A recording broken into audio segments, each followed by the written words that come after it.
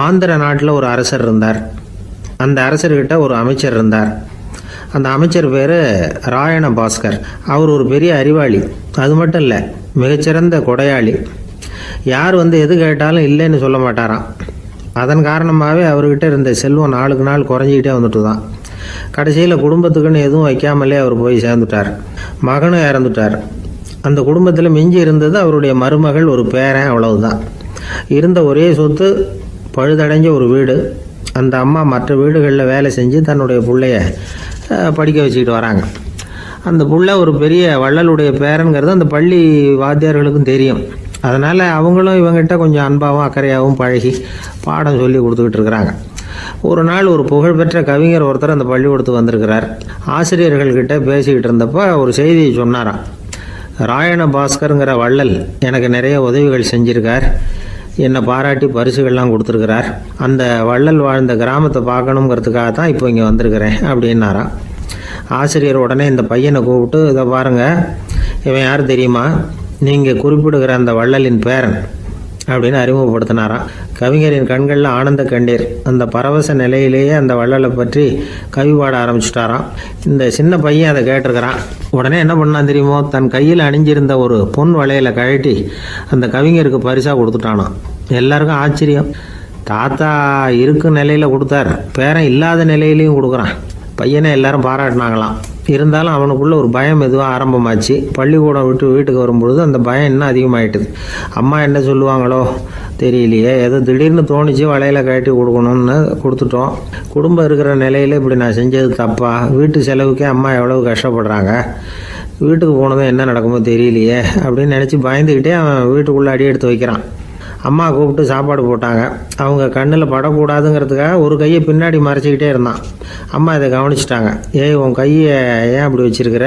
உன் கைக்கு என்னாச்சு? ஏதாவது அடிபட்டு போச்சா அப்படின்னு கேட்டுக்கிட்டே கையை எடுத்து பார்க்குறாங்க. வளையல காணலை. வளையல் எங்கே அப்படின்னு கேட்குறாங்க.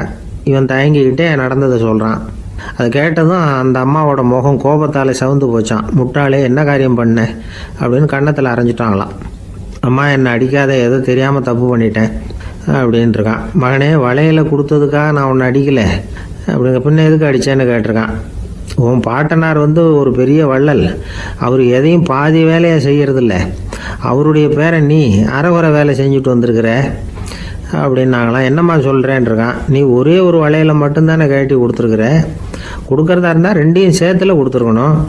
அதுதானே உங்கள் தாத்தாவுக்கு பெருமை அப்படின்னாங்களாம். அம்மா, தெரியாமல் செஞ்சுட்டேன், உங்கள்கிட்டையும் அரை வாங்கிட்டேன் அப்படி இப்படின்னு அவன் சொல்லியிருக்கிறான். இப்போ அம்மா கொஞ்சம் இருங்க, அந்த கவிஞர் இன்னைக்கு நம்ம ஊரில் தான் தங்கியிருப்பார். நாளைக்கு காலையில் தான் அவர் எங்கே இருக்காருன்னு விசாரித்து இன்னொரு வளையலையும் கொடுத்துட்றேன் அப்படின்ட்டுருக்கான். மகனே, நல்ல செயல்களையெல்லாம் நாளைக்குன்னு ஒத்தி போடாத. நாளைக்கு என்ன நடக்குங்கிறது யாருக்கு தெரியும்? இப்போவே போ, எங்கே இருக்காருன்னு பாரு அப்படின்ட்டுருக்காங்க. மகன் புறப்பட்டான். பள்ளி ஆசிரியர்கிட்ட போய் கேட்டானான் அந்த கவிஞர் எங்கே இருக்காருன்னு. அவர் சொன்னாராம். உடனே போய் அவர் இருக்கிற இடத்துல கதவை தட்டியிருக்கான். ராத்திரி நேரத்தில் இவனை கண்டதும் அவருக்கு ரொம்ப ஆச்சரியம். இவன் இன்னொரு கை வளையலையும் எடுத்து நீட்டியிருக்கான். அவர் திகைச்சு போய் நிற்கிறார். அவரால் என்ன பண்ணுறதுன்னே தெரியல. ஆனந்த கண்ணீர். இது பெரியவர்கள் கூற கேட்ட ஒரு வரலாறு. இன்னைக்கு இப்படிப்பட்டவங்களை பார்க்க முடியுமா? வறுமை வள்ளல் தன்மையை ஒன்று செய்து விடாதுங்கிறதுக்கு இது ஒரு உதாரணம். ஒருத்தன் இன்னொருத்தனை பார்த்து கேட்டானா, எங்கள் தாத்தா உங்கள் தாத்தாவுக்கு 100 ரூபா கடன் கொடுத்துருக்கிறார், அதை எப்போ திருப்பி கொடுக்க போகிறேன்னு. கவலைப்படாத, எங்கள் பேரன் அதை உங்கள் பேரன்ட்ட திருப்பி கொடுத்துருவான் அப்படின்னு நானா அவன்.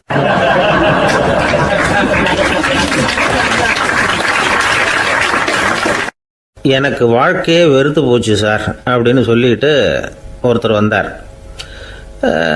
கொஞ்ச நேரம் பேசினதுக்கப்புறம் அவர் அப்படி சொல்லியிருந்தா அதில் ஒரு அர்த்தம் இருந்திருக்கும். வர்றதுக்கு முன்னாடியே வாழ்க்கை வெறுத்து போச்சுன்னு சொல்லிட்டு வர்றார்.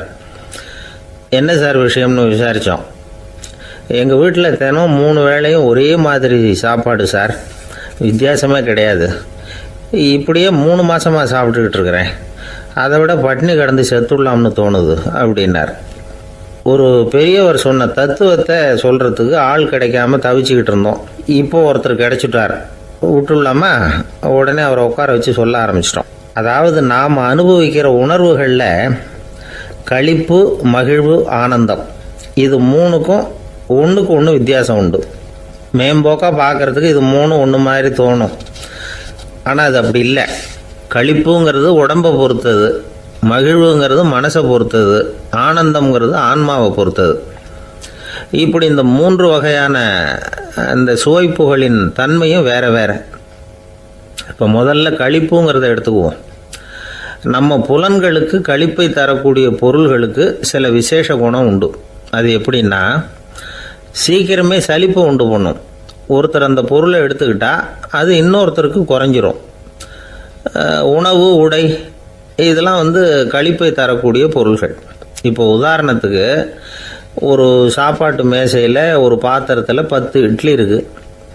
அதில் ஒரு 2 இட்லியை நம்ம தட்டில் எடுத்து வச்சு சாப்பிட்றோம். நாம் சாப்பிட்ட அந்த இட்லி நிச்சயமாக எதிரில் உட்காந்துருக்கிறவருக்கு இல்லை, அவருக்கு உபயோகப்படாது. நாம் சாப்பிட்ட அதே இட்லியை அவரும் சாப்பிட முடியாது, அவர் வேறு தான் எடுத்து வச்சுக்கணும். அது மாதிரி நாம் ஒரு சட்டையை எடுத்து போட்டுக்கிறோம், அதே சட்டையை அதே நேரத்தில் இன்னொருத்தர் போட்டுக்க முடியாது. புலன்களுக்கு களிப்பை தரக்கூடிய இது மாதிரி பொருள்கள்லாம் முதல் தடவை நமக்கு கொடுக்குற களிப்பை 2வது தடவையும் கொடுக்காது. 3வது தடவை இன்னும் குறையும், கடைசியில் வெறுப்பாக மாறிடும். ஒவ்வொன்றா இட்லியை தொடர்ந்து சாப்பிட்றோம்னு வச்சுக்கோங்க, முதல் இட்லி தரக்கூடிய சுவையை 30வது இட்லி தராது. முதல் தடவை புது சட்டையை போட்டுக்கிறப்போ நமக்கு இருக்கிற களிப்பு அதே சட்டையை 100வது தடவையாக போட்டுக்கிறோம்னு வைங்க, அப்போ இருக்குமா? இருக்காது. இதுதான் களிப்பு. அதாவது சீக்கிரமே சலிப்பை தரக்கூடியது. ஒருத்தர் எடுத்துக்கிட்டால் இன்னொருத்தருக்கு குறைஞ்சி போகக்கூடியது. ஆனால் மகிழ்ச்சிங்கிறது அப்படி இல்லை. ஒருத்தர் அனுபவிக்கிறதுனால இன்னொருத்தருக்கு குறைஞ்சி போகாது. இப்போ காலையில் சூரியன் உதயம் ஆகிறத பார்த்து சந்தோஷப்படுறோம், அதையே இன்னொருத்தரும் பார்த்து சந்தோஷப்படலாம். ஒரு நல்ல சங்கீதத்தை கேட்குறோம், ஒரு அழகான ஓவியத்தை ரசிக்கிறோம், நீங்கள் ரசிக்கிற அதே நேரத்தில் இன்னொருத்தரும் அதை ரசிக்கலாம். அதனால் அது குறைஞ்சி போகிறதில்ல. இது மகிழ்வு. ஆனால் ஒன்று, ஒரே பாடலை திரும்ப திரும்ப கேட்டுக்கிட்டு இருந்தால் கடைசியில் அலுப்பு தட்டும். அதாவது மகிழ்வுங்கிறது எப்படின்னா, மற்றவங்களோட பகிர்ந்து கொள்றதுனால குறையாது. ஆனால் ஒரே பொருள் மீண்டும் மீண்டும் அனுபவிப்பை தர்றப்போ முதல்ல மகிழ்வு அதிகரித்து அதுக்கப்புறம் அது மங்கி மறைஞ்சு போயிடும். இதுதான் அந்த மகிழ்வுங்கிறதுக்கு இலக்கணம். சரி, இப்போ 3வதாக சுகம் தரக்கூடிய ஆனந்தம்ங்கிறது எப்படின்னா, இது நமக்கு உள்ளே இருந்து சுரக்கிறது. மனசு சலனங்கள்லேருந்து விடுபடுறப்போ இந்த ஆனந்தம் நமக்கு கிடைக்கும். இது நிலையான சுகம், ஆத்ம சுகம். களிப்பிலிருந்து மகிழ்வுக்கும், மகிழ்விலிருந்து ஆனந்தத்துக்கும் செல்றது தான் மனிதன் நடத்த வேண்டிய முக்கியமான பயணம். இவ்வளவு விஷயத்தையும் கேட்டுட்டு இந்த காலத்து பையன் ஒருத்தன் வந்தான்.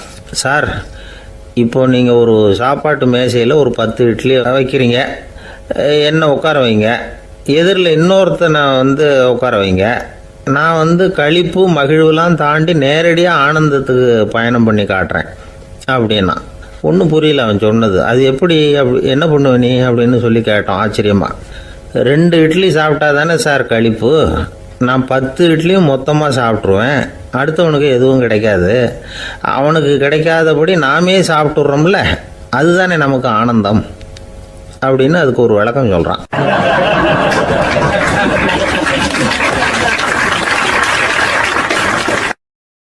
துஷ்டரை கண்டால் தூர விலகு, இப்படி ஒரு பழமொழி உண்டு. எதுக்காக இப்படி சொல்லி வச்சாங்க? துஷ்டன் ஏதாவது தொந்தரவு கொடுப்பான், அதனால் அவனை கண்டா பயந்துக்கிட்டு ஓடி ஒளிஞ்சிக்கோ அப்படின்னா இதுக்கு அர்த்தம் அப்படி இல்லை. ஒரு துஷ்டன் கிட்ட நெருங்கி போகிறோம்னு வச்சுக்கோங்க, அவன் நமக்கு கெடுதலான ஆலோசனைகள் எதையும் சொல்லலாம், அல்லது அவன் தீய உணர்வுகள் உள்ளவனாக இருக்கலாம், அல்லது தீய செயல்கள் செய்யக்கூடியவனாக இருக்கலாம், அல்லது தீய நட்புனால அவன் ஏற்கனவே கெட்டு போனவனாக கூட இருக்கலாம். இப்படிப்பட்டவனை நெருங்கி போனால் அவனோட பாதிப்பு நமக்கும் வந்துடும். அதனால் விலகி போ அப்படின்னு சொல்கிறாங்க. இதையே கொஞ்சம் விவரமாக இப்போ பார்ப்போமே. இப்போ இந்த துஷ்டர்களை 4 வகையாக பிரிக்கிறாங்க. இந்த 4 வகைக்கும் உதாரணம் வேணும்னா வேற எங்கேயும் போக வேண்டியதில்லை, மகாபாரதத்தை பார்த்தாவே போதும். அதில் இந்த 4 வகையான தீயோரும் வர்றாங்க. முதல் வகைக்கு உதாரணம் சகுனி. இவன் மனசில் எப்பவும் தீய எண்ணங்கள் தான் நிறைஞ்சிருக்கும், கனவுல கூட தீய ஆலோசனைகள். யாராவது ஒருத்தர் நல்லபடியாக வாழ்ந்தா அதை இவனால் சகிச்சிக்க முடியாது. இப்படிப்பட்டவனோட நெருங்கிய தொடர்பு துரியோதனனுக்கு கிடைச்சிது. துரியோதனன் எப்படின்னா, அவன் ஏற்கனவே தீய காரியங்கள் செய்யறதுக்கு தயங்காதவன். அப்படிப்பட்டவனுக்கு தீய போதனைகள் செய்யறதுக்கு சகுனி உதவுனா. இந்த 2 பேரோட சகவாசம் இன்னொருத்தனுக்கு கிடைச்சது. அவன் யாருன்னா துச்சாதனன். அவன் தீய நடத்தை உள்ளவன். இந்த 3 பேரும் ஒன்று சேர்ந்தா என்னத்துக்கு ஆகும்? உலகமே கெட்டு போடும்ல. இந்த 3 துஷ்டர்களோட நல்லவன் ஒருத்தன் வந்து சேர்ந்தான்.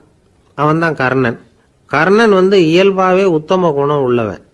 அவன் நல்லவங்களோட சேராமல் இப்படிப்பட்ட கெட்டவங்க கிட்ட நட்பு வச்சுக்கிட்டான். அதனால் அவனும் தீய செயல்களில் ஈடுபடுறது மாதிரி ஆயிடுது. துரியோதனனுடைய நண்பனா அவனுடைய ஆதரவில் வளர்ந்ததுனால அவனுக்கு துணையாக இருக்க வேண்டியிருக்குது அப்படின்னா.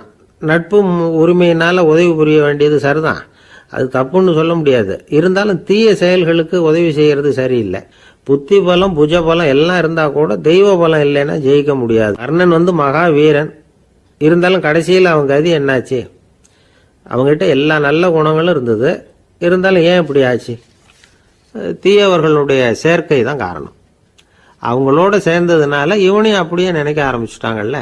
4 வகை துஷ்டர்களில் இவனும் ஒரு வகை அப்படின்னு சொல்ல ஆரம்பிச்சிட்டாங்க. அதாவது தீய ஆலோசனைக்கு சகுனி, தீய உணர்வுகளுக்கு துரியோதனன், தீய செய்கைக்கு துச்சாதனன், தீய நட்புக்கு கர்ணன். இப்படி உதாரணமாயிட்டான். அதனால தான் துஷ்டரை கண்டால் தூர விலகு அப்படின்னு சொன்னாங்க. அது புராண காலம். இப்பெல்லாம் நிலைமை கொஞ்சம் வேற விதமாக இருக்குது. அன்னைக்கு ஒரு நாள் அப்படிதான் ஒரு காட்டு பாதையில் யாரோ ஒருத்தர் அடிபட்டு கிடந்தார். யாரோ ஒரு துஷ்டன் அவனை அடித்து போட்டுட்டு போயிட்டான் போல இருக்கு.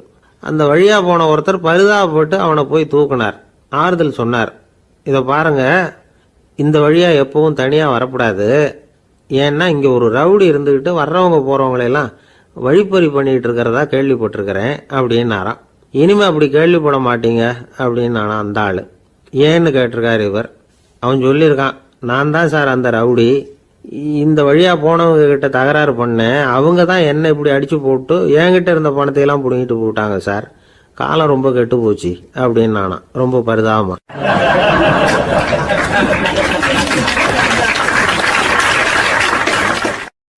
இன்றைக்கு பல பேர் உயில் எழுதி வைக்கிறாங்கல்ல. இந்த உயில்னா என்ன? அதாவது ஒரு நபர் தனக்கு பின்னாடி தன்னுடைய சொத்துக்கள் யாருக்கு போய் சேரணும்னு நினைக்கிறாரோ அந்த நினைப்பை சட்டப்படி உறுதிப்படுத்துறது தான் உயில். சரி, உயிலை யார் எழுதலாம்? 18 வயசு பூர்த்தியான யாரும் உயில் மூலமாக சொத்துக்களை விநியோகிக்கலாம். கண் பார்வை இல்லாதவங்க, காது கேளாதவங்க, வாய் பேச முடியாதவங்க, இவங்கெல்லாம் கூட உயில் எழுதி வைக்கலாம். புத்தி சுவாதீனம் இல்லாதவங்க கூட சில சமயம் புத்தி தெளிவாக இருந்தால் உயில் எழுதலாமா.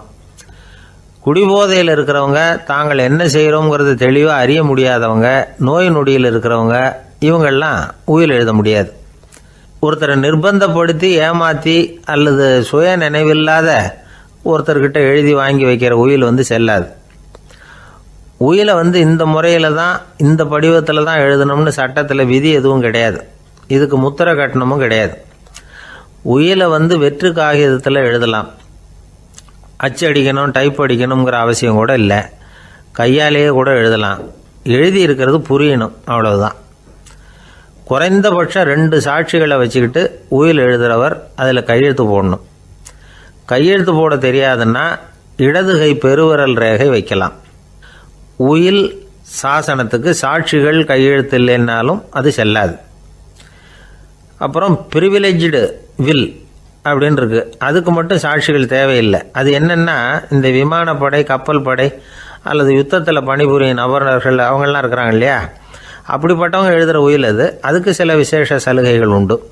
ஒருத்தர் முதல்ல ஒரு உயில் எழுதி வைக்கிறார், அதுக்கப்புறம் மனசு மாறி போகுது, அது வேணாம்னு நினைக்கிறார், ரத்து செஞ்சுடலாம். அதுக்கப்புறம் வேற உயிலும் எழுதலாம். உயிரோடு இருக்கிற வரைக்கும் எத்தனை தடவை வேணும்னாலும் உயில் எழுதலாம். கடைசியாக எழுதப்பட்ட உயில் சட்டப்படி சரியாக இருந்தால் அதுதான் அமலுக்கு வரும். சரி, எழுதுகிற உயிலை ரகசியமாக வச்சுருக்கிறது எப்படி? இது ஒரு கேள்வி. இதுக்கு என்ன செய்யணும்னா, ஒருத்தர் உயிலை எழுதினதுக்கு அப்புறம் அவர் தானாவோ அல்லது அங்கீகரிக்கப்பட்ட முகவர் மூலமாகவோ, அதாவது ஒரு ஏஜெண்ட் மூலமாகவோ, ஒரு கவரில் போட்டு சீல் வச்சு கவர் மேலே தன்னுடைய பெயரை எழுதி அல்லது அந்த ஏஜெண்ட் பெயரை எழுதி கவர் மேலே என்ன அடக்கம் செய்யப்பட்டிருக்கு, உள்ளே என்ன இருக்குது அப்படிங்கிற விவரம்லாம் எழுதி சார் பதிவாளர்கிட்ட ஒப்படைக்கலாம். இதுக்கு கட்டணம் உண்டு. அதுக்கப்புறம் எப்போ தேவைப்படுதோ அப்போ ஒரு மனு கொடுத்து அந்த கவரை திருப்ப வாங்கிக்கலாம். இப்போ எழுதுகிற உயிலை இவ்வளவு நாளுக்குள்ளே பதிவு செய்யணுங்கிற கால வரையறை உண்டா அப்படின்னு ஒரு கேள்வி வரலாம் இல்லையா? எப்போ வேணும்னாலும் பதிவு செய்யலாம். நம்மால் ஒருத்தர் ஒரு நாள் ரொம்ப அவசரமாக வந்தார். இந்த உயில் எழுதுறது சம்பந்தமாக பூரா விவரமாக எனக்கு உடனே தெரியணும்னார். நான் உடனே அவரை வக்கீல் ஒருத்தர்கிட்ட அழைச்சிட்டு போனேன். அவர்கிட்ட எல்லா விவரமும் கேட்டு தெரிஞ்சுக்கிட்டார். ரொம்ப தேங்க்ஸ்ன்னு சொல்லிவிட்டு 2 பேரும் வெளியில் வந்தோம். அதுக்கப்புறம் இவர்கிட்ட கேட்டேன், ஆமாம் இவ்வளவு விவரமாக கேட்குறீங்களே, உங்களுக்கு எத்தனை பிள்ளைங்க சார் அப்படின்னு கேட்டேன். 6 பேர் சார் அப்படின்னார். சரி, இருக்கிற சொத்து எவ்வளவுன்னு கேட்டேன். அதை இனிமே தான் சம்பாதிக்க போகிறேன் அப்படின்னார்.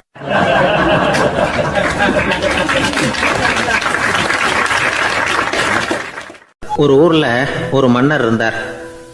அழகான அரண்மனையில் அவர் இருந்தார். அந்த அரண்மனையை விட அழகாக ஒரு மாளிகையை அந்த ஊர்லேயே வேற ஒருத்தன் கட்டியிருந்தான். அப்படி கட்டி முடித்ததில் அவனுக்கு ரொம்ப பெருமை. எத்தனையோ செல்வந்தர்கள்லாம் வந்து பார்த்துட்டு, இந்த மாளிகையை விலைக்கு கொடுத்துட்றியா, எவ்வளோ விலை சொன்னாலும் சரி நாங்கள் வாங்கிக்கிறதுக்கு தயாராக இருக்கோம் அப்படின்னு சொல்லி கேட்டு பார்த்துட்டாங்க. நான் இதை விற்கிறதுக்கு தயாராக இல்லை அப்படின்னு சொல்லிவிட்டான். அவ்வளவு சிறப்பாக கலை அம்சத்தோடு அதை கட்டி முடிச்சிருக்கிறான். அதுவே ஒரு பெரிய அரண்மனை மாதிரி இருந்ததுன்னா பார்த்துங்களேன். சுற்றிலும் அழகான பூந்தோட்டம். ஒரு நாள் அவன் எங்கேயோ வெளியூர் போயிட்டு திரும்பி வந்துக்கிட்டு இருக்கிறான். அப்போது அந்த மாளிகை தீப்பெட்டி எரிஞ்சிக்கிட்டு இருக்கு. பதறி போட்டான். விலைக்கு கேட்டவங்க யாராவது இதை செஞ்சுருக்கணும், இல்லைன்னா மன்னரே செய்த சதியோ என்னவோ, இப்படிலாம் அவனுக்கு சந்தேகம். ஒரு மூலையில் உட்காந்து அழ ஆரம்பிச்சிட்டான். அந்த சமயத்தில் அவனுடைய மகன் அங்கே ஓடி வந்தான். அப்பா அழாதீங்க, இதை நான் நேற்று ராத்திரியே நம்ம ஊர் மன்னருக்கு விற்றுட்டேன். இதை கட்டி முடிக்க நமக்கு எவ்வளவு செலவாச்சோ அதை போல் 3 மடங்கு விலைக்கு விற்றுட்டேன். கவலைப்படாதீங்க, இதை விட அழகான மாளிகையை நாம் புதுசாக கட்டிக்கலாம்னா. இதை கேட்டதும் அழுதுகிட்டு இருந்தவன் அழுகையை நிறுத்தினான். சிரிக்க ஆரம்பிச்சிட்டான். இதே இடத்த நான் மன்னர்கிட்ட இருந்து விலைக்கு வாங்குவேன், இதை விட அழகான மாளிகையை கட்டுவேன் அப்படின்னு சுற்றி நின்று எல்லார்கிட்டையும் சொல்லிக்கிட்டு இருந்தான். இந்த சமயத்தில் அவனோட இளைய மகன் ஓடி வந்தான். அப்பா, அண்ணன் சொன்னதெல்லாம் சரிதான், மன்னர்கிட்ட விலை பேசினதெல்லாம் உண்மைதான், ஆனால் விற்றது பேச்சு அளவில் தான். இனிமே தான் பத்திரம் வாங்கணும், எழுதணும், நீங்கள் கையெழுத்து போடணும், பதிவு பண்ணணும், மன்னர்கிட்ட பணம் வாங்கணும். அதுக்காகத்தான் உங்களை எதிர்பார்த்துக்கிட்டு இருந்தோம். அதுக்குள்ளே இப்படி ஆயிட்டுதுன்னா. இப்போ சிரிச்சுக்கிட்டு இருந்தாவன் சிரிப்பை நிறுத்தினான். மறுபடியும் குழந்தை மாதிரி அழ ஆரம்பிச்சிட்டான். இது ஒரு சம்பவம். இதிலிருந்து என்ன தெரியுது? அந்த அழகான மாளிகை தன்னுடையது அப்படின்னு நினைக்கும் பொழுது அவனுக்கு அழுகை வந்தது. அது தன்னுடையது இல்லை அப்படின்னு நினைக்கிற போது சிரிப்பு வந்தது. மறுபடியும் அது தன்னுடையது தான் அப்படிங்கிற உணர்வு வரும்பொழுது அழுகை. எது எதிலிருந்து நீ நீங்கி இருக்கிறாயோ அது அதிலிருந்து உனக்கு துன்பம் இல்லை அப்படிங்கிறார் திருவள்ளுவர். இந்த உடம்பு என்னுடையதில்லை அப்படிங்கிற உணர்வு வந்துட்டா அது ஒரு பெரிய நிலை. அந்த நிலை வரணும். எல்லாத்தையும் பயன்படுத்திக்கலாம், ஆனால் பற்றில் விழுந்துடக்கூடாது. உலகத்தில் இருங்கள், ஆனால் உலகத்தவராக இருக்காதீர்கள். உலகிற்குள் இருங்கள், உலகம் உங்களுக்குள் வந்துவிட அனுமதிக்காதீர்கள். விலகி இருங்கள், விழித்திருங்கள், மௌனமாய் பார்த்திருங்கள் அப்படிங்கிறது சான்றோர் கருத்து. செய்ய வேண்டிய கடமையிலிருந்து விலகி இருக்கிறவர்கள் நம்மக்கிட்ட நிறைய பேர் உண்டு. அப்படிப்பட்ட ஒருத்தர் டாக்டர்கிட்ட போனார். டாக்டர், நான் ஒரு கவர்மெண்ட் ஆஃபீஸில் வேலை பார்க்குறேன், எனக்கு ஒரே அசதியாக இருக்குது, என்னை சோதிச்சு பாருங்கள், ஆலோசனை சொல்லுங்கள் ஏதாவதுன்னார். டாக்டர் அவரை பரிசோதனை பண்ணி பார்த்துட்டு சொன்னார், இதை பாரு, உனக்கு இப்போ தேவைப்படுறது முழு ஓய்வு. நீ எவ்வளவு சீக்கிரமாக ஆஃபீஸுக்கு போறியோ அவ்வளவுக்கு உனக்கு நல்லது அப்படின்னாராம்.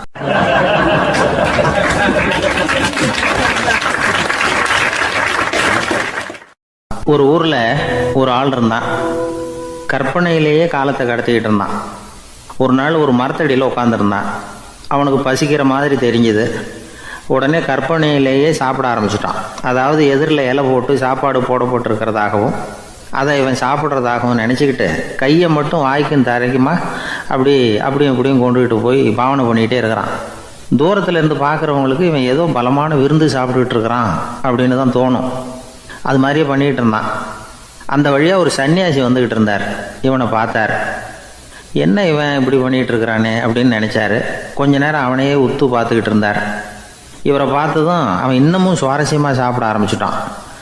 அப்பப்பா, என்ன இது, இந்த குழம்பு இவ்வளவு காரமாக இருக்குது, என்னுடைய நாக்கே எரிஞ்சு போடும் போல இருக்க அப்படின்னு சொல்லிக்கிட்டு பக்கத்தில் ஒரு குவளையை எடுத்து தண்ணி குடிக்கிறது மாதிரி பாவனை பண்ணுறான். அப்பாடா இப்போ கொஞ்சம் பரவாயில்ல அப்படின்னு சொல்லிக்கிட்டு குவளையை கீழே வைக்கிறது மாதிரி ஒரு பாவனை பண்ணுறான். சன்னியாசி பார்த்தார். என்னப்பா சாப்பாட்டில் காரம் அதிகமோ அப்படின்னார். ஆமாம் சுவாமி, ஞாபகம் மறதியில் கொஞ்சம் மிளகாய் அதிகமாக சேர்த்துக்கிட்டேன் அப்படின்னா. சரி சாப்பிடு அப்படின்னு சொல்லிட்டார். அவன் சாப்பிட்டு முடிக்கிற வரைக்கும் பொறுமையாக உட்காந்துருந்தார். அவன் அப்பாடா அப்படின்னு சொல்லிட்டு மறுபடியும் தண்ணியை எடுத்து குடித்தான். எல்லாம் கற்பனையிலேயே. அதுக்கப்புறம் சன்னியாசி பேச ஆரம்பித்தார். இதை பாருப்பா, உன்னுடைய கற்பனையை நான் மெச்சுறேன். இருந்தாலும் உன் சாப்பாட்டில் ஒரு இனிப்பையும் வச்சுருக்கலாமே, ஏன் மிளகாயை அளவுக்கு அதிகமாக போட்டுவிட்டு அவஸ்தைப்படுறேன் அப்படின்னார். அவன் யோசிக்க ஆரம்பித்தான். அதுக்கப்புறம் இவர் சொன்னார், இதை பாருப்பா, இனிமேல் உன்னுடைய கற்பனையும் உயர்ந்ததாக இருக்கட்டும் அப்படின்னு உபதேசம் பண்ணிவிட்டு போனார். எப்பவும் உயர்வை பற்றியே சிந்திக்கணும். உயர்வு கிடைக்கலன்னா கூட அப்படி சிந்திக்கிறத நிறுத்தப்படாது அப்படிங்கிறார் திருவள்ளுவர். உள்ளுவது எல்லாம் உயர் உள்ளல், மற்ற அது தள்ளினும் தள்ளாமை நேர்த்து. ஊக்கம் இல்லாமல் உலகத்தில் வாழ்ந்து பிரயோஜனம் இல்லை. அதனால் உயர்வாகவே சிந்திக்கணும்.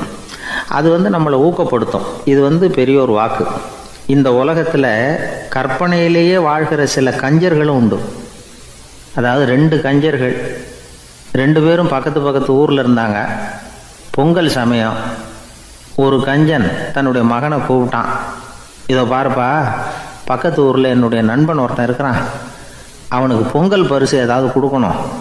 நான் ஒரு 4 ஆட்டுக்குட்டியை தரேன், நீ கொண்டுகிட்டு போய் கொடுத்துட்டு வந்துவிட்றியா அப்படின்னு கேட்டான். சரி, நான் புள்ள ஒரு பைய கையில் எடுத்துக்கோன்னா. அவன் எடுத்துக்கிட்டான். இந்த ஆட்டுக்குட்டி பிடிச்சிக்கோ அப்படின்னு சொல்லி ஒவ்வொன்றா போடுறேன் பார் அப்படின்னு சொல்லிட்டு 1 2 3 4 அப்படின்னு எண்ணிக்கிட்டே வெறும் சைகையாலேயே ஆட்டுக்குட்டியை பிடிச்சி போடுறது மாதிரி பாவனை பண்ணிகிட்டு இருக்கிறான். அவன் பிள்ளையும் அது ரொம்ப அக்கறையாக வாங்கிக்கிறது மாதிரி வாங்கிக்கிட்டு அந்த பையை தூக்கிக்கிட்டு அடுத்த ஊருக்கு போகிறான். இவன் அங்கே போய் சேர்ந்த நேரத்தில் அந்த கஞ்சன் ஊரில் இல்லை, எங்கேயோ வெளியில் போயிருக்கிறான். அவனோட புள்ள மட்டும்தான் வீட்டில் இருந்தான். இவன் அவன்கிட்ட, இதை பாரு, எங்கள் அப்பா உங்கள் அப்பாவுக்கு ஆட்டுக்குட்டி கொடுத்து அனுப்பியிருக்கிறாரு, பிடிச்சிக்கோ அப்படின்னு சொல்லி பாவனையிலேயே ஒவ்வொன்றா எடுத்து அவங்ககிட்ட கொடுத்துட்டான். அவனும் வாங்கிட்டான் வாங்கிறது மாதிரி. அப்புறம் சொன்னான், சரிப்பா, நானும் பதிலுக்கு ஏதாவது ஒன்றுகிட்ட கொடுக்கணும் இல்லையா, அதனால் அந்த பையை பிடி, ஒரு 10 எலுமிச்சம்பழம் தரேன், பதிலுக்கு அதை நீ எடுத்துகிட்டு போ அப்படின்னு சொல்லி கையாலேயே ஒவ்வொன்றா எடுத்து போடுறது மாதிரி பாவனை பண்ணிவிட்டான். அவனும் ரொம்ப நன்றி அப்படின்னு சொல்லிவிட்டு அதை வாங்கிட்டு போயிட்டான். கொஞ்ச நேரம் கழித்து வெளியில் போயிருந்த அப்பங்காரன் திரும்பி வந்தான். உள்ள சொன்னான், அப்பா, உன்னோட நண்பர் அவருடைய மகன் மூலமாக உனக்கு 6 ஆட்டுக்குட்டி கொடுத்து அனுப்பியிருந்தார். நானும் பதிலுக்கு ஒரு 10 எலுமிச்சம்பழம் கொடுத்து அனுப்பியிருக்கிறேன் அப்படின்னா. எப்படிடா கொடுத்தேன்னு கேட்டார் அப்பா. இப்படி தான் கொடுத்தேன்னு சொல்லி சைகையிலேயே காட்டினான். இதை பார்த்ததும் அப்பங்காரனுக்கு பயங்கரமாக கோபம் வந்துட்டுது. பலார்னு அரைஞ்சுட்டான் பையனை. ஏன்ப்பா அரைஞ்ச? 10 எலுமிச்சம்பழம் கொடுத்துட்டேனே அப்படிங்கிறதுக்காகவா அப்படின்னு கேட்டான். அது கூட பரவாயில்ல, நீ காட்டுற சைகையை பார்த்தா ஆரஞ்சு பழம் சைஸுக்கு இருக்குதே, அவ்வளவு பெருசாக ஏன் கொடுத்த? அதுதான் எனக்கு கோபம் அப்படி.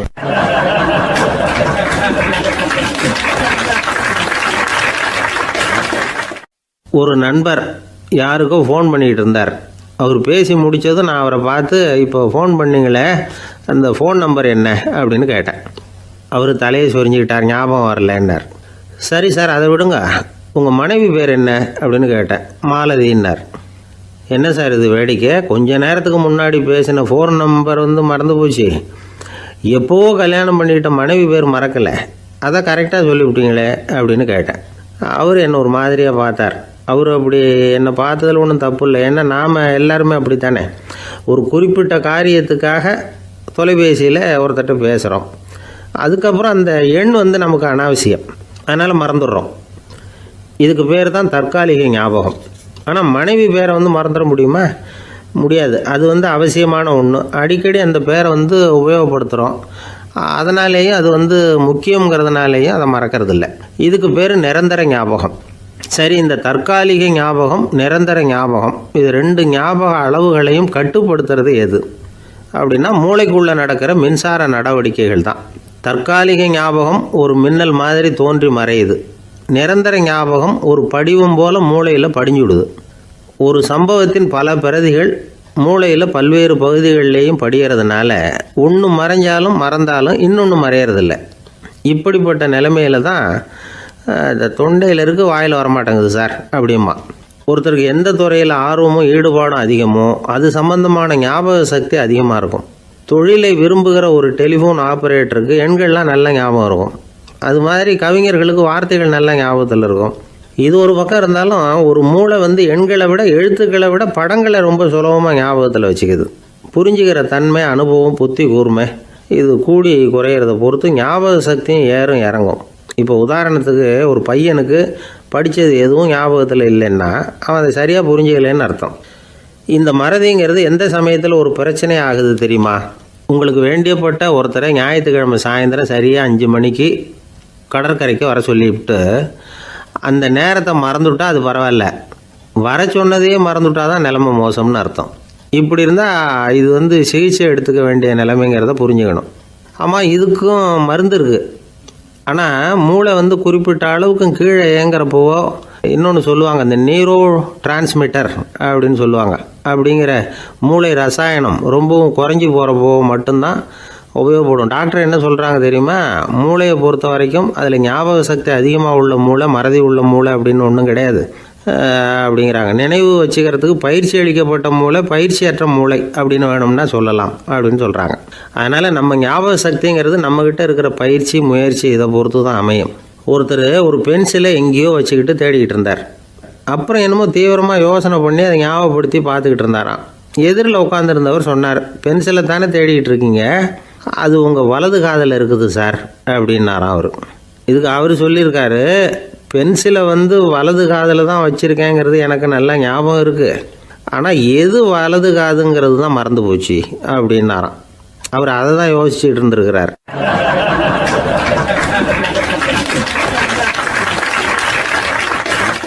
எனக்கு ஒரு உதவி செய்யணும் அப்படின்னு நம்மளை பார்த்து ஒருத்தர் கேட்குறாருன்னு வச்சுங்களேன், உடனே நாம் அவரை பார்த்து என்ன உதவின்னு கேட்போம். இதுதான் சராசரி மனிதர்களின் இயல்பு. ஆனால் ஒருத்தர் எனக்கு ஒரு உதவி செய்யணும் அப்படின்னு கேட்ட உடனே என்ன உதவின்னு கூட கேட்காம சரி செய்கிறேன் அப்படின்னு ஒத்துக்கிறது இருக்கு பாருங்கள், அது கொஞ்சம் அபூர்வம். அந்த காலத்தில் ஒருத்தர் இருந்தார். அவர் எப்படி தெரியுமா? உதவி கேட்குறவங்க நல்லவங்களா கெட்டவங்களா அப்படின்னு கூட பார்க்கல, தனக்கு நன்மையா தீமையா அப்படின்னு கூட பார்க்கல, உதவி செய்கிறேன்னு புறப்பட்டு விட்டார். அவர் யார் தெரியுமா? அவர் தான் நல சக்கரவர்த்தி. அவர் மாதிரி நாமும் உதவி கேட்குறவங்களுக்கு உடனே உதவி செய்கிறதுக்கு தயாராக இருக்கணும் அப்படின்னு சொன்னார் ஒரு ஆன்மீக பேச்சாளர். நல சரித்திரத்தை அவர் சொல்லிக்கிட்டு இருந்தார். இந்திரன், அக்னி, வருணன், யமன் இவங்க 4 பேரும் நலனை பார்த்து எங்களுக்கு நீ உதவி செய்யணும், எங்களுக்காக நீ தூது போகணும் அப்படின்னு கேட்குறாங்க. யாருக்கிட்ட தூது போகணும், என்ன காரியத்துக்காக போகணும் அப்படின்னு கேட்கணும்ல. நலன் அப்படி கேட்கவே இல்லை, உடனே சரின்னு ஒத்துக்கிறான். அதுக்கப்புறம் அவங்க விவரம் சொல்கிறாங்க, என்ன உதவி, யாருக்கிட்ட தூது போகணும் அப்படிங்கிற விவரத்தை சொல்கிறாங்க. நலனுக்கும் அப்புறம்தான் புரியுது, எந்த தமயந்தியை இவன் காதலிச்சானோ, எந்த தமயந்தின் சுயம்பரத்துக்காக இவன் போய்கிட்டு இருக்கிறானோ அந்த தமயந்தியை பார்த்து தங்களுக்காக அவகிட்ட வாதாடணும், பேசணும், தங்களில் ஒருத்தரை கல்யாணம் பண்ணிக்கும்படியாக கேட்கணும் அப்படின்னு அவங்க 4 பேரும் நலன்கிட்ட கேட்குறாங்க. இதை கேட்டதும் நலன் கொஞ்சம் கூட முகம் சுளிக்கலை, பதட்டப்படலை. நேராக தமயந்தி கிட்ட போகிறான். இந்திரன், அக்னி, வருணன், யமன் இவங்களோட சிறப்புகளை எடுத்து சொல்கிறான். இவங்களில் ஒருத்தரை கல்யாணம் பண்ணிக்கலாம் அப்படின்னு சொல்லி கேட்டுக்கிறான். ஆனால் இதுக்கு தமயந்தி சம்மதிக்கலை. சுயம்பரம் நடக்குது, அவள் நலனை தேர்ந்தெடுக்கிறாள். அந்த 4 பேரும் நலனுக்கு நிறைய வரங்கள்லாம் கொடுக்குறாங்க. அதுக்கப்புறம் இப்படி போகுது கதை. இதில் நாம் கவனிக்க வேண்டியது என்னென்னா, உதவின்னு கேட்ட உடனே என்ன உதவின்னு கேட்காம சரி செய்கிறேன்னு சொன்னான் பாருங்கள், அதை கொஞ்சம் சிந்திக்கணும். செய்கிறேன்னு ஒத்துக்கிட்டதுக்கு அப்புறம் அது என்ன உதவின்னு தெரிஞ்சும் முகம் சுளிக்காமல் அதை செஞ்சான் பாருங்கள், அதையும் கொஞ்சம் சிந்திக்கணும். நம்மளும் ஒரு நண்பனை தேடி போனால் எனக்கு ஒரு உதவின்னா சரி சொல்லுன்னா, இப்போ உங்ககிட்ட 2 கார் இருந்தால் என்ன பண்ணுவேன்னா உடனே அதில் ஒன்று உங்ககிட்ட கொடுத்துருவேன்னா, அவன் உங்ககிட்ட 2 பங்களா இருந்தால் என்ன பண்ணுவேன்னா அதில் ஒன்று உங்ககிட்ட கொடுத்துருவேன்னா, உங்ககிட்ட 2 பேனா இருந்தால் என்ன பண்ணுவேன்னா அதில் ஒரு பேனாவை உங்ககிட்ட கொடுக்க மாட்டேன்னா அவன். ஏன்டா அப்படி சொல்கிறேன்னா, ஏன்னா இப்போ நிஜமாகவே என்கிட்ட 2 பேனா இருக்குது, அதனால் அப்படி சொல்கிறேன் அப்படின்னு நானா அவன்.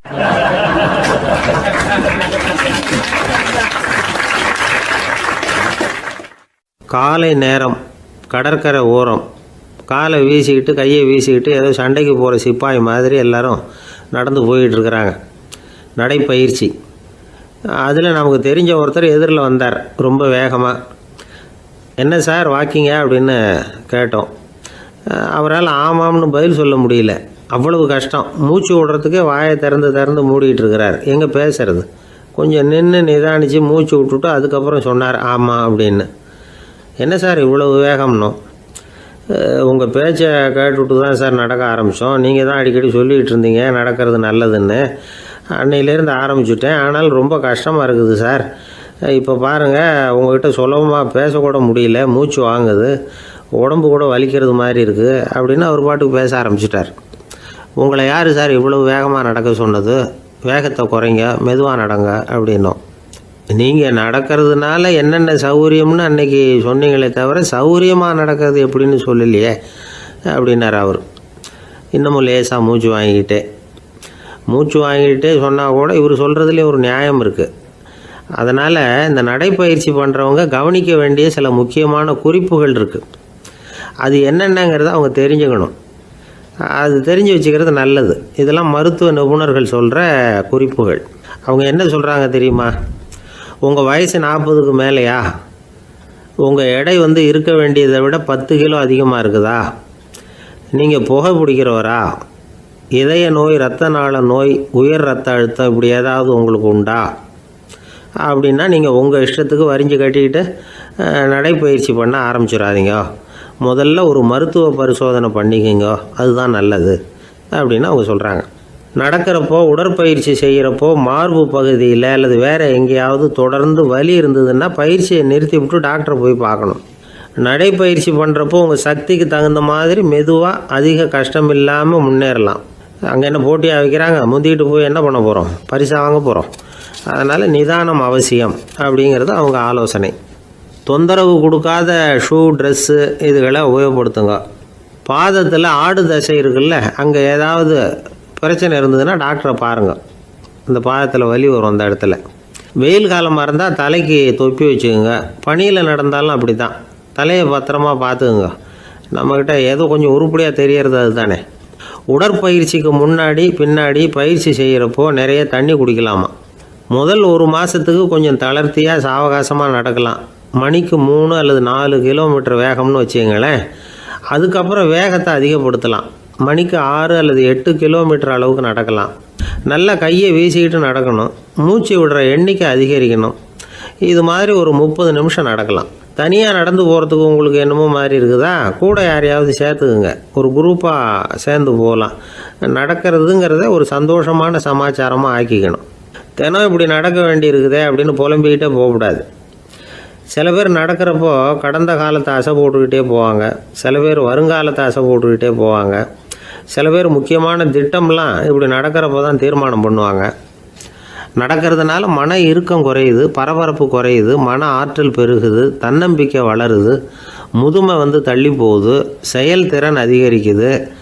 இதை தவிர உடம்புக்கும் பல விதமான சௌகரியங்கள் ஏற்படுது. அதனால் இது வரைக்கும் நடக்க ஆரம்பிக்காதவங்க இனிமேல் இந்த குறிப்புகளை கவனத்தில் வச்சுக்கிட்டு நடக்க ஆரம்பிச்சுடலாம். சார்லஸ் லேம்ப் அப்படின்னு ஆங்கில இலக்கிய மேதை ஒருத்தர். அவர் ஒரு தரம் உடம்பு சரியில்லைன்னு டாக்டர்கிட்ட போனாராம். டாக்டர் அவரை பார்த்துட்டு, நீங்கள் தினமும் காலையில் வெறும் வயத்தில் நடக்கணும் அப்படின்னாராம். வெறும் வயத்தில் நடக்கிறதுக்கு நான் தயார், ஆனால் வயிறு கிடைக்கணுமே சார். யார் வயத்து மேலே நடக்கிறது டாக்டர் அப்படின்னு கேட்டாராம் இவர்.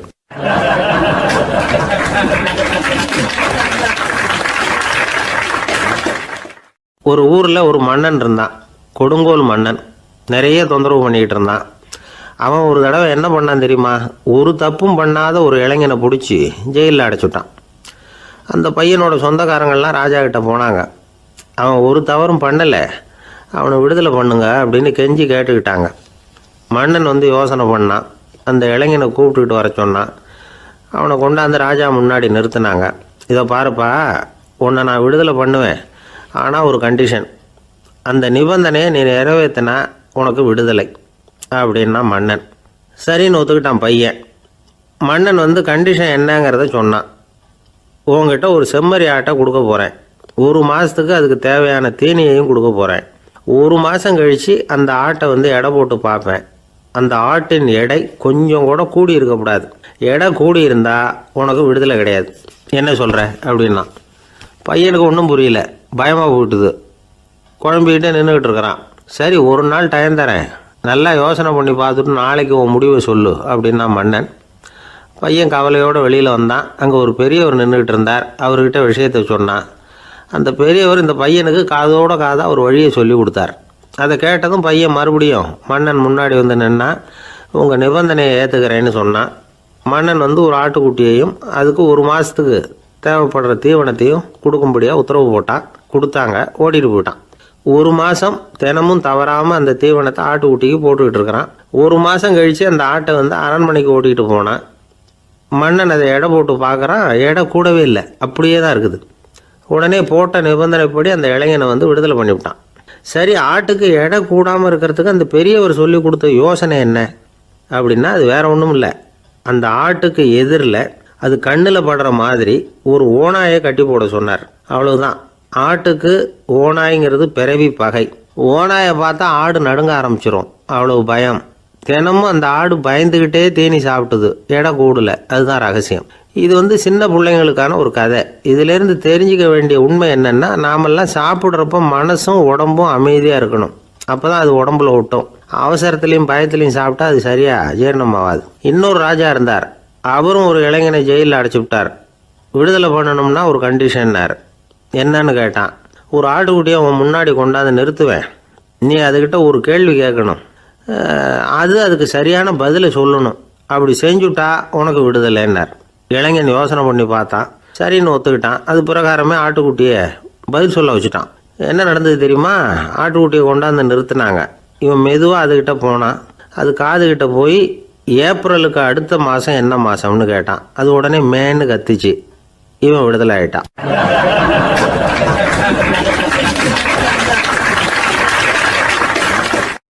ஒரு அப்பாவுக்கு 2 பிள்ளைங்க.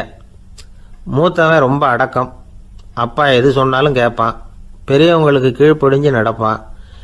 இளையவன் அப்படி இல்லை, தான் நினச்சதை தான் சொல்லுவான், செய்வான். அடுத்தவங்க சொல்கிறத கேட்க மாட்டான், அடங்கி நடக்க மாட்டான். இந்த 2 பேரில் யாரை உங்களுக்கு பிடிக்கும்? பெரியவனை தான் பிடிக்கும். ஏன்னா அவன் தான் சொல்கிற பேச்சை கேட்குறவன் அப்படின்னு சொல்லுவீங்க. ஆனால் ஒரு ஞானி என்ன சொல்கிறார் தெரியுமா? ஒரு குழந்தை அதன் அறிவுக்காக மதிக்கப்பட வேண்டுமே தவிர அதனுடைய கீழ்ப்படியும் தன்மைக்காக அல்ல அப்படிங்கிறார். நம்ம குழந்தைகளை சுயமாக சிந்திக்கிறதுக்கு நாம் விடுறதில்ல. மற்றவங்களை பார்த்து காப்பி அடிக்கிறதுக்கு தான் நாம் அவங்களுக்கு கற்றுக் கொடுக்குறோம். புகழ்பெற்ற மனிதர்கள் சிலருடைய பேரை சொல்லி, நீயும் அவர் மாதிரி ஆகணும், இவர் மாதிரி ஆகணும் அப்படின்னு சொல்லிகிட்டே இருக்கிறோம். குழந்தைகள் தங்களுடைய தனித்தன்மையை வளர்த்துக்கிறதுக்கு நாம் தடையாக இருக்கிறோம். ஒரு குழந்தைகிட்ட அனாவசியமாக நம்பிக்கையை வளர்த்துடக்கூடாது. எந்த கோட்பாட்டையும் திணிக்கக்கூடாது. நாம் ஏற்கனவே அர்த்தமில்லாத கருத்துக்களையும் கொள்கைகளையும் மனசில் போட்டு நிரப்பி வச்சிருக்கிறோம். இந்த உலகத்துக்கு புதுசாக சேர்ந்திருக்கிற ஒரு குழந்தையின் தூய்மையான மனசில் நம்ம கருத்துக்களை அறிமுகம் செய்ய அல்லது திணிக்கிறதுக்கு நமக்கு எந்த அதிகாரமும் கிடையாது. ஒரு குழந்தைய நீ இந்த மதத்தை சேர்ந்தவன் அப்படின்னு பிறந்ததுமே ஒரு முத்திரை குத்தி விடுறோம். இது அதோட சுதந்திரத்தை ஆரம்பத்திலேயே கிள்ளி எறிகிறது மாதிரி தான். நீங்கள் ஒரு மதத்தின் வழிமுறைகளை கடைப்பிடிச்சிக்கிட்டு வர்றீங்க, அந்த வழியில் போய்கிட்டு இருக்கிறீங்க, சரி, அதனால் போகிறீங்க. அதுக்காக உங்கள் குழந்தையையும் அதே வழியில் தான் வரணும் அப்படின்னு கட்டாயப்படுத்துறதுக்கு உங்களுக்கு என்ன உரிமை இருக்குது? அந்த குழந்தை சுயமாக சிந்திச்சு ஒரு முடிவுக்கு வரட்டுமே, அதுக்கு நீங்கள் ஏன் தடையாக இருக்கிறீங்க? நமக்கு உண்மையிலேயே நம்ம குழந்தை மேலே அன்பு இருந்தால் இது மாதிரி திணிப்பு வேலைகளை செய்யக்கூடாது. திணிப்பு வேலைகளிலிருந்து குழந்தைகளை காப்பாற்றினா போதும். அதுதான் ரொம்ப முக்கியம். அடுத்த தலைமுறை அற்புதமான தலைமுறையாக உருவாகும். நாம் தான் சாதி மத சங்கடங்களில் மாட்டிக்கிட்டு தவிக்கிறோம். அவங்களாவது சாதி மத வேறுபாடு இல்லாத சமுதாயத்தை பார்க்கட்டுமே, அந்த சௌகரியங்களை அனுபவிக்கட்டுமே. அதுக்கு நாம் என்ன செய்யணும்னா, ஒன்றும் செய்யாமல் இருந்தால் போதும். ஒரு குழந்தைகிட்ட நம்ம கருத்தை திணிக்கும் பொழுது என்ன ஆகுது தெரியுமா? அது அவனை அவங்ககிட்ட இருந்தே அப்புறப்படுத்தி விடுது. அவனுடைய தனித்தன்மையை அழிச்சுடுது. அவனை ஒரு எல்லைக்குள்ளே திணிச்சுடுது. இதெல்லாம் அன்புங்கிற பேரால் பெற்றோர்கள் செய்கிற தப்பு. இதெல்லாம் கேட்டுக்கிட்டு இந்த காலத்தில் அப்பா ஒருத்தர் சொன்னார், நான் கருத்துக்களை எல்லாம் என் பையன்கிட்ட திணிக்கிறது இல்லைங்க, ஆனால் அதிகமாக சாப்பிட சொல்லி கட்டாயப்படுத்துவேன் அப்படின்னார். உங்கள் வீட்டு சமையல் அவ்வளவு நல்லா இருக்குமான்னு கேட்டாங்க. நல்லா இருந்தால் நான் ஏன் அவனை சாப்பிட சொல்லி கட்டாயப்படுத்த போகிறேன் அப்படின்னார்.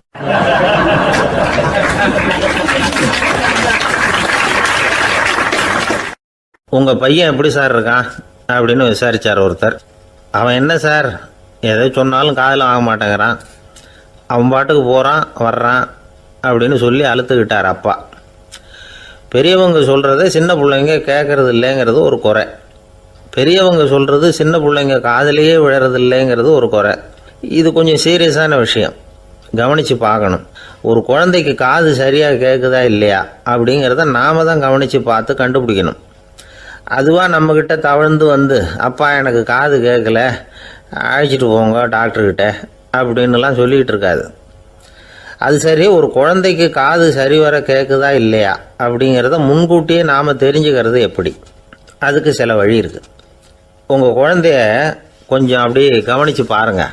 அடிக்கடி ஜலதோஷம், காதில் அரிப்பு ஏற்படுதா, மூக்கு விரிவாகவும் அப்புறம் டான்சில், அடினாய்டு, சத அழற்சி இது மாதிரி ஏதாவது இருக்கா, வாயிலிருந்து எச்சில் ஒழுகுதா, குழந்தை வாயினால் சுவாசிக்குதா, பற்கள் முன்னாடி தள்ளி வளருதா, இதெல்லாம் அதுக்கு அறிகுறி. அப்புறம் இந்த VBDF TH இப்படி இந்த ஒலிகள் சேர்ந்த வார்த்தைகளை குழந்தை சரியாக புரிஞ்சுக்காது. இப்போ உதாரணத்துக்கு பட்டுன்னு சொல்லு குழந்தை அப்படின்னீங்கன்னா அது கட்டுன்னு சொல்லும். அதாவது பட்டு சவுண்டை அதால் புரிஞ்சிக்க முடியல. அப்புறம் உங்கள் குழந்தை உங்களை உறக்க பேச சொல்கிறானா, அடிக்கடி கேள்வி கேட்குறானா, சாப்பிட்றப்போ கவனம் இல்லாமல் இருக்கானா, படிப்பில் போதுமான முன்னேற்றம் இல்லையா, வகுப்பில் சரியாக கவனிக்கிறது இல்லையா, இப்படிலாம் இருந்தால் ஆரம்பத்திலேயே டாக்டர்கிட்ட அழைச்சிட்டு போய் சிகிச்சையை ஆரம்பிச்சுடலாம், குணப்படுத்தி விடலாம். குழந்தைக்கு காது சரியாக கேட்கலன்னா நீங்கள் செய்ய வேண்டியது என்ன தெரியுமா? அவனுக்கு காது கேட்கலேங்கிறதுக்காக அவன் முன்னாடி சத்தம் போட்டு பேசக்கூடாது. மெதுவாக சீராக பேசணும், அவனை பார்த்து பேசணும். உங்கள் உதட்டு அசைவுகள் அவனுக்கு உதவும், அதை பார்த்தே புரிஞ்சுக்குவான். நீங்கள் வாயில் வெத்தலை பாக்கு போட்டுக்கிட்டோ புகை பிடிச்சிக்கிட்டோ பேசக்கூடாது. அப்படி பேசினா அவனால் அந்த உச்சரிப்பை சரியாக புரிஞ்சிக்க முடியாது. ஒரு வார்த்தையை சொல்கிறீங்க, அவனுக்கு புரியல அப்படின்னா அதே வார்த்தையை மறுபடியும் சொல்லணும். அவனுக்கு நீங்கள் முதல்ல சொன்ன வார்த்தை புரியலேன்னு நினச்சிக்கிட்டு மறுபடியும் திருப்பி சொல்கிறப்போ அதே அர்த்தம் வரக்கூடிய வேறு வார்த்தையை சொல்லக்கூடாது.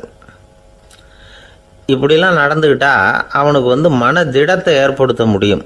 இல்லைன்னா அவனுக்கு தாழ்வு மனப்பான்மை வந்துடும்.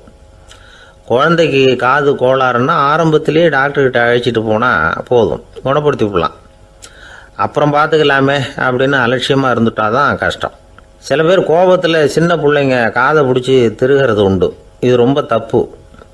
காது கையோடு வந்துட்டால் என்ன பண்ணுறது? ஒரு வேடிக்கை கதை, அது கதை தான், நிஜமாக நடந்ததில்லை, அது மாதிரி நடக்கவும் நடக்காது. ஒரு வேடிக்கைக்காக சொல்லப்படுற கதை. அதாவது ஒரு வீட்டில் அப்பா அம்மாவை பார்த்து சொல்லிகிட்டு இருக்கார், இதை பாரு, நாளைக்கு காலையில் என்னை சீக்கிரம் எழுப்பி விட்ரு, நான் செங்கல்பட்டு வரைக்கும் போயிட்டு வர வேண்டியிருக்கு அப்படின்னாராம். இதை அவங்க பையன் காதில் வாங்கிட்டு இருக்கான். அப்பாவுக்கு சிரமம் வேண்டாமே அப்படின்னு நினச்சி அவனே காலையில் யாருக்கும் தெரியாமல் எழுந்திரிச்சு புறப்பட்டு செங்கல்பட்டுக்கு போட்டான். சாயந்தரமாக திரும்பி வந்தான். அப்பா பையனை காணாமல் அலமோதிக்கிட்டு இருக்கிறார். சாயந்தரமாக பையனை பார்த்ததும் எங்கடா போயிட்டு வந்தேன்னு கேட்டார் கோவமாக. செங்கல்பட்டுக்கு போயிட்டு வந்தேன்ப்பா, நீ வேணா அலைய வேண்டாமேன்னு அப்படின்னா. எதுக்கடா போனேன்னு அதட்டினார். அதான்ப்பா, நீ நேற்று அம்மாக்கிட்ட சொல்லிகிட்டு இருந்த, அதை காதில் வாங்கினேன், உனக்காக நான் போயிட்டு வந்தேன் அப்படின்னா. உடனே எந்த காதில் வாங்கினேன் அப்படின்னு சொல்லி காதை பிடிச்சி திருகினார். அந்த காது கையோடு வந்துட்டுது. இது நடந்து கொஞ்ச நாள் கழித்து அந்த அப்பாவும் பையனும் கடத்தெருவில் போய்கிட்டு இருக்கிறாங்க. எதிரில் ஒரு நாய் ஓடி வந்தது. அதுக்கு 2 காதும் இல்லை. என்ன இது, இந்த நாய்க்குட்டிக்கு 2 காதும் இல்லை அப்படின்னார் அப்பா. அதுக்கு பையன் சொல்கிறான், அப்பா அது 2 தடவை செங்கல்பட்டுக்கு போயிட்டு வந்துடுவோம் அப்படின்னானா.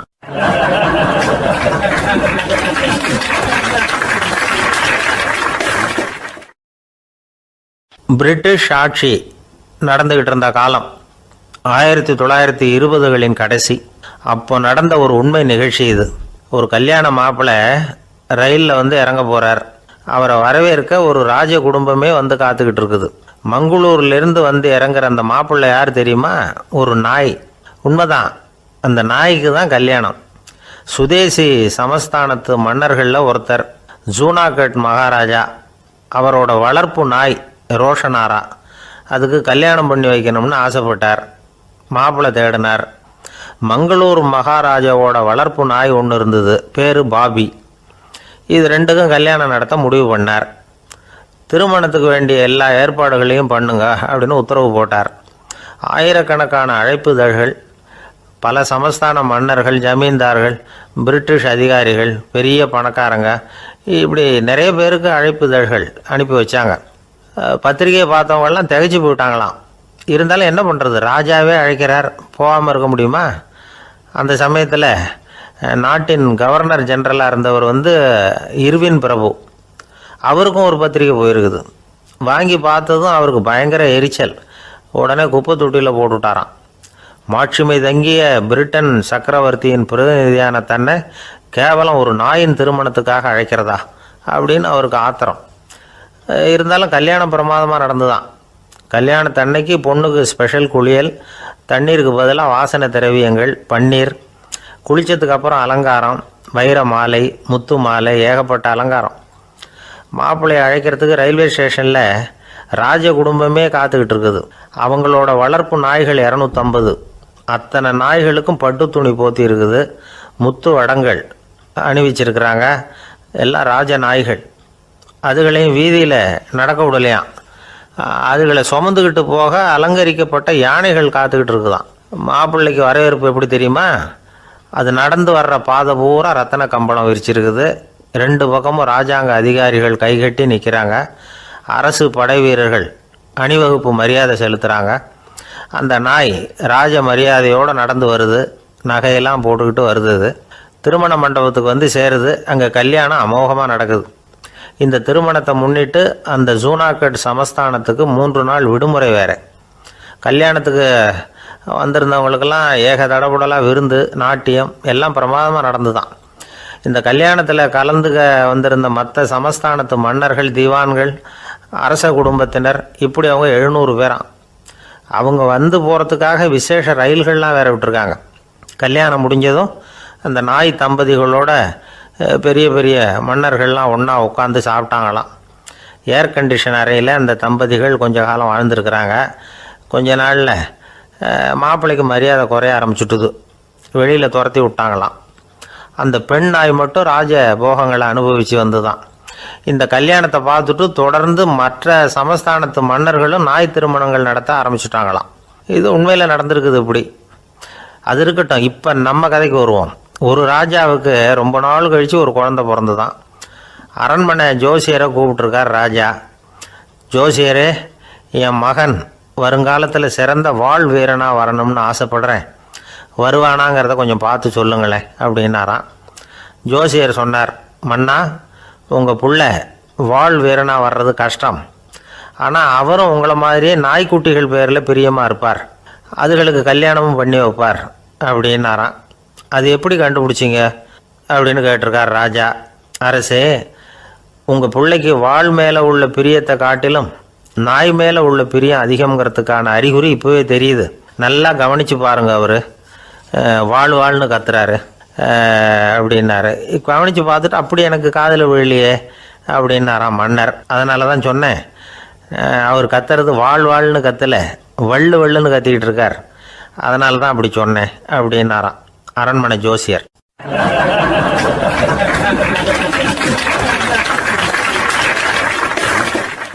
ஒரு பெரிய காடு. அந்த காட்டுக்கு மத்தியில் ஒரு ஆசிரமம். அங்கே ஒரு முனிவர் இருந்தார். பல இடங்கள்லேருந்து வர்ற குழந்தைகளுக்கு அவர் பாடம் சொல்லி கொடுத்துக்கிட்டு இருக்கிறார். ஏழை பணக்காரர் அப்படிங்கிற வித்தியாசம்லாம் கிடையாதுங்க. எல்லாரும் அவர்கிட்ட தங்கள் பிள்ளைகளை அனுப்பி வச்சாங்க. மன்னர்களுடைய பிள்ளைங்க கூட அங்கே அவர்கிட்ட தான் படிக்கிறதுக்கு வருவாங்க. ஆனால் அந்த முனிவரை பொறுத்த வரைக்கும் எல்லா பிள்ளைங்களும் ஒன்று தான். இது யார் வீட்டு பிள்ளைன்னெல்லாம் பார்க்க மாட்டார். எல்லாரும் சமம். மாணவர்கள்லாம் அங்கேயே மாத கணக்கில் வருஷ கணக்கில் தங்கியிருந்து பாடம் கற்றுக்கிட்டு போகிறது வழக்கம். அவராக பார்த்து போகணுன்னு சொல்கிற வரைக்கும் அங்கேயே இருக்கணும், படிக்கணும். குருகுல வாசம். ஒரு சமயம் ஒரு ராஜகுமாரனும் அவர்கிட்ட வந்து படிச்சுக்கிட்டு இருந்தான். அவனுக்கு ஒரு 15 வயசு இருக்கும். சில வருஷம் கழித்து அந்த முனிவர் தன்கிட்ட இருக்கிற மாணவர்களுக்கெல்லாம் பரீட்சை வச்சார். அவங்களுடைய அறிவு முதிர்ச்சியை கணிக்கிறதுக்காக பல சோதனைகள்லாம் வச்சார். ஒவ்வொருத்தராக பார்த்து இனிமேல் நீங்கள் வந்து உங்கள் வீட்டுக்கு போகலாம் அப்படின்னு சொல்லி அனுப்பி வச்சுக்கிட்டு இருக்கிறார். எல்லாரும் போயிட்டாங்க. கடைசியாக மிஞ்சி இருந்தது ஒரே ஒரு மாணவன். அவனை மட்டும் வீட்டுக்கு அனுப்பலை. யார் அந்த பையன் தெரியுமா? அவன்தான் அந்த ராஜகுமாரன். ராஜகுமாரனுடைய தந்தைக்கு, அதுதான் அந்த ராஜாவுக்கு, அங்கே வயசு ஏறிக்கிட்டே போகுது. என்ன இது, படிக்க போன பையன் இன்னும் திரும்பி வரலையே அப்படின்னு நினச்சார். வந்துட்டா சீக்கிரமாக அவனுக்கு பட்டம் கட்டிவிட்டு நாம் விலகிக்கலாமே அப்படின்னு நினச்சார். கல்யாணம் வேறு பண்ணி பார்க்கணும் பையனுக்கு. ஆனால் பையன் வர்ற வழியை காணும். ராஜா பார்த்தார். சரி, நேர்லேயே போய் என்னன்னு தெரிஞ்சுட்டு வந்துடுவோம் அப்படின்னு காட்டுக்கு புறப்பட்டார். அங்கே போய் முனிவரை பார்த்தார். முனிவர் வந்து இவரை அன்பாக வரவேற்று உட்கார வச்சார். அதுக்கப்புறம் ராஜா மெதுவா, எல்லாரையும் வீட்டுக்கு அனுப்பி வச்சுட்டிங்களாமே, ஏன் பிள்ளைய மட்டும் அப்படின்னு சொல்லி மெதுவாக இழுத்தார். முனிவர் வந்து இதுக்கு உடனே பதில் சொல்லலை. ராஜாவை கூப்பிட்டுட்டு போய் விருந்தினர் குடிசையில் தங்க வச்சார். அதுக்கப்புறம் சொன்னார், உங்கள் மகன் வந்து எல்லா பாடங்கள்லேயும் முதல் இடம் வாங்கியிருக்கான். இப்படி முதலாவதாக வர்ற மாணவனுக்கு நாங்கள் இன்னொரு தேர்வு வைக்கிறது வழக்கம். அதுலேயும் அவன் வந்து முதலாவதாக வந்துட்டான்னா அவன் ஒரு பெரிய வித்வான் அப்படிங்கிற கௌரவத்தை அடைஞ்சிருவான் அப்படின்னார். அதாவது முனிவர் அப்படி சொல்கிறார். அப்படி சொல்லிவிட்டு போயிட்டார் அவர். ராஜா அங்கேயே தங்கிட்டார். ராத்திரி படுத்து தூங்கினார். காலையில் எழுந்திரிச்சு அந்த குடிசைக்கு வெளியில் வந்தார் பல்லு விளக்கிறதுக்காக. அந்த சமயத்தில் தூரத்தில் ஒருத்தன் ஒரு கையில் கோடாலியை வச்சுக்கிட்டு தலையில் ஒரு பெரிய விறகு கட்டை சுமந்துக்கிட்டு வந்துக்கிட்டு இருக்கிறது மாதிரி தெரிஞ்சுது. யாராவது விறகு வெட்டியாக இருக்கும் அப்படின்னு நினச்சார் ராஜா. கிட்ட வந்ததும் உத்து பார்க்குறாரு. பார்த்தா அது தன்னோட புள்ள. திகைச்சு போயிட்டார். என்ன இது, ஒரு ராஜகுமாரனை கூட இது மாதிரி வேலையெல்லாம் செய்ய சொல்கிறாங்களே அப்படின்னு நினச்சார். ராஜகுமாரன் வந்து விறகு கட்டை கொண்டுகிட்டு போய் கொல்லை பக்கம் வச்சான். அந்த சமயம் முனிவர் அங்கே வந்தார். என்ன மகனே, விறகு வெட்டிட்டு வந்துட்டியா? சரி, இப்போ வந்து ஒரு துடைப்பத்தை எடுத்துக்கோ, விருந்தினர் குடிசையின் வாசல் பக்கத்தை கூட்டி பெருக்கி சுத்தம் பண்ணு போ அப்படின்னார். அப்படியே செய்கிறேன் குருவே அப்படின்னு சொல்லிவிட்டு போனான். சுத்தம் பண்ண ஆரம்பிச்சிட்டான். ராஜா பார்த்தார் இதை. உடனே ஓடியாந்தார். மகனே, என்ன காரியம் பண்ணுற? துடைப்பத்தை கீழே போடுனார். இப்போ அந்த ராஜகுமாரன் சொல்கிறான், தந்தையே, இது வந்து என்னுடைய குருதேவரோட உத்தரவு. இங்கே வந்து நான் ஒரு மாணவன். இங்கே அரசனும் ஒன்று தான், ஆண்டியும் ஒன்று தான். குருதேவர் சொல்கிறத மறுக்காமல் செய்கிறது தான் எங்கள் கடமை அப்படின்னா. இந்த சமயம் முனிவர் அங்கே வந்தார். இவனை வந்து முதுகில் தட்டி கொடுத்தார். அப்புறம் ராஜா கிட்ட சொன்னார், அரசே, உங்கள் புள்ள எங்கள் கடைசி தேர்வுலேயும் வெற்றி பெற்றுட்டான். பணிவு தான் மாணவர்களின் மிக உயர்ந்த குணம். குருநாதர் சொல்கிறது மனசுக்கு பிடிக்கலைன்னா கூட மறுக்காமல் செய்யணும். அப்படி செய்கிறதுனால எதை செய்யலாம் எதை செய்யக்கூடாது அப்படிங்கிற விவேகம் அவங்களுக்கு வந்துடும். செய்யக்கூடாததை கூட பெரியவங்க சொல்லிவிட்டா செஞ்சு தான் ஆகணும் அப்படிங்கிற பணிவு அவங்களுக்கு வந்துடும். இந்த குணம் வந்துட்டுதுன்னா அவங்க எத்தனை கடினமான வேலையாக இருந்தால் கூட ரொம்ப சுலபமாக செஞ்சு முடிச்சிருவாங்க. தூக்கத்திலேயும் அப்புறம் துக்கத்திலேயும் தோண்டு போட மாட்டாங்க. இந்த பணிவும் விவேகமும் அவங்கக்கிட்ட மன உறுதியை ஏற்படுத்தும். அந்த உறுதி உங்கள் பையனுக்கு வந்தாச்சு. இனிமேல் அவனை நீங்கள் அழைச்சிட்டு போகலாம். அவன் நிச்சயமாக பேரும் புகழும் பெறுவான் அப்படின்னார். ராஜா அவரை பார்த்து, குருதேவா, புரிஞ்சுக்கிட்டேன், என்னை மன்னிக்கணும் அப்படின்னாரு. அதுக்கப்புறம் மகனை அழைச்சிக்கிட்டு நாட்டுக்கு திரும்பி வந்துட்டார். இந்த கதையை இன்று ஒரு தகவலில் சொல்லுங்கள் சார், உங்கள் நிகழ்ச்சியில் சொல்லுங்கள் சார் அப்படின்னு சொல்லி மாணவர்கள் கேட்டால் பணிவாக இருக்கிறது எப்படி அப்படிங்கிறத புரிஞ்சுக்குவாங்க அப்படின்னு சொன்னார் ஒருத்தர். சரி சொல்லுவோம், அதுக்கு முன்னாடி நேர்லேயே ஒரு பையன்கிட்ட சொல்லி பார்க்கலாமே அப்படின்னு தோணுச்சு. உடனே ஒரு பையனை கூப்பிட்டோம். ஏன்பா, உங்கள் வாத்தியார் உனக்கு இது மாதிரி ஒரு பரீட்சை வச்சா என்ன பண்ணுவேன் அப்படின்னு கேட்டோம். நானும் அப்படி தான் சார் நடந்துக்குவேன், விறகு வெட்டுவேன், தொடப்பத்தினால கூட்டி சுத்தம் பண்ணுவேன், உடனே செஞ்சு முடிச்சிருவேன் சார் அப்படின்னா. பலே பரவாயில்லையே அப்படின்னோம். ஆமாம் சார், அப்படி செஞ்சால் தானே வீட்டுக்கு அனுப்புவார், இல்லைன்னா இன்னொரு வருஷம் இங்கேயே இருந்து படின்னு சொல்லி விடுவார், அதனால் அப்படி செய்வேன் அப்படிங்கிறான் அந்த பையன்.